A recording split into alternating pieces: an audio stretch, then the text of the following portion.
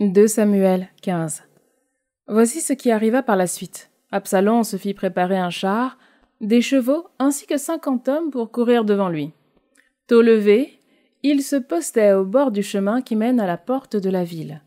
Chaque fois qu'un homme ayant un procès se rendait auprès du roi pour obtenir jugement, Absalom l'interpellait en disant « De quelle ville es-tu » Et l'autre répondait « Ton serviteur est de telle tribu d'Israël. » Alors Absalom lui disait « Vois, ta cause est bonne et légitime, mais il n'y aura personne de chez le roi pour t'écouter. » Il disait encore « Ah, si l'on m'établissait juge sur le pays, c'est à moi que viendraient tous ceux qui ont un procès en attente du jugement, et je leur rendrai justice. » Et si l'homme s'approchait pour se prosterner devant lui, il lui tendait la main, le saisissait et l'embrassait. Absalom agissait de la sorte envers tous ceux qui, en Israël, venaient auprès du roi pour obtenir un jugement. C'est ainsi qu'il ravissait le cœur des gens d'Israël. Au bout de 4 ans, Absalom dit au roi « Permets que j'aille acquitter à Hébron un vœu que j'ai fait au Seigneur.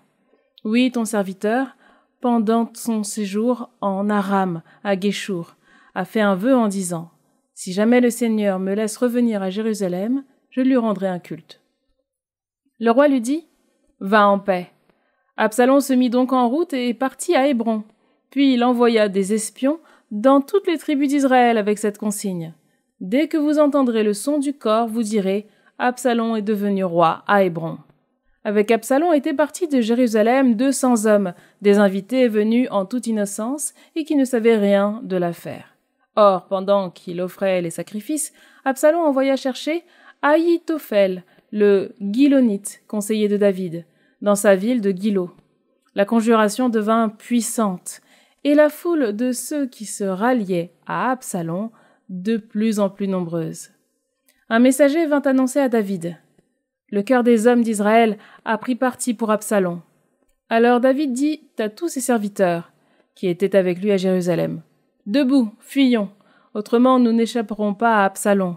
Vite, partez, sans quoi il nous gagnera de vitesse.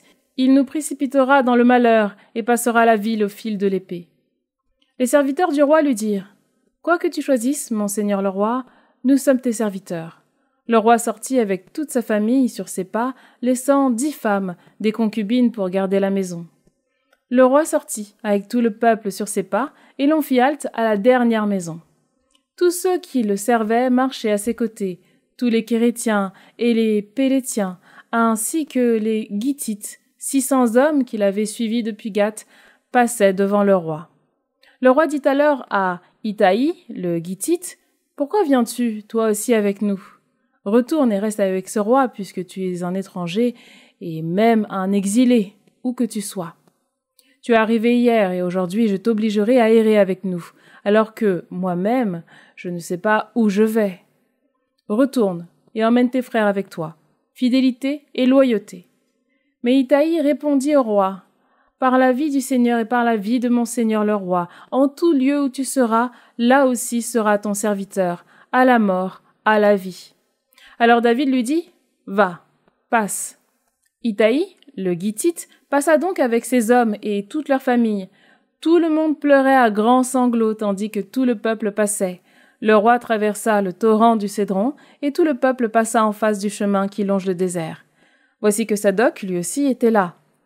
Accompagné de tous les Lévites, portant l'arche de l'alliance de Dieu, ils déposèrent l'arche de Dieu, alors qu'Abiatar offrait des holocaustes jusqu'à ce que tout le peuple qui sortait de la ville ait fini de passer. Le roi dit à Sadoc, « Ramène l'arche de Dieu dans la ville. Si je trouve grâce aux yeux du Seigneur, il me ramènera et me permettra de la revoir, ainsi que son domaine. Mais s'il dit, « Tu n'as plus ma faveur », alors me voici, qu'il me traite comme bon lui semblera. » Le roi dit encore au prêtre Sadoc, « Tu vois ce qu'il en est. Retourne en paix à la ville avec ton fils, Ahimas, et avec Jonathan, le fils d'Abiatar. Vos 2 fils seront avec vous.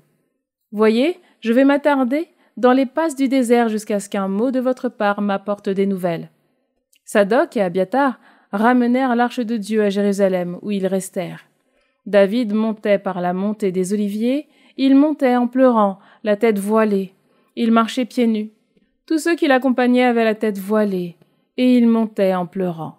Comme on avait annoncé à David qu'Ahitophel était parmi les conjurés avec Absalom, il dit « Je te prie, Seigneur, frappe de folie les conseils d'Ahitophel. » David arrivait au sommet, là où l'on se prosterne devant Dieu, lorsque Hushaï, l'Archite, vint à sa rencontre, la tunique déchirée et la tête couverte de terre.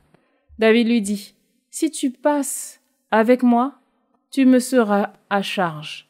Mais si tu retournes en ville et que tu dises à Absalom « Je serai ton serviteur, ô roi, j'étais autrefois au service de ton père, mais maintenant, moi, je suis ton serviteur », alors tu pourras faire échouer à mon profit les conseils d'Ahitophel. N'y aurait-il pas là-bas, avec toi, les prêtres Sadoc et Abiatar? Tu pourras les avertir de toute parole entendue chez le roi. Là-bas, il y aura aussi avec eux leurs 2 fils, Ahimaas pour Sadoc et Jonathan pour Abiatar. Vous me transmettrez, par leur intermédiaire, tout ce que vous apprendrez.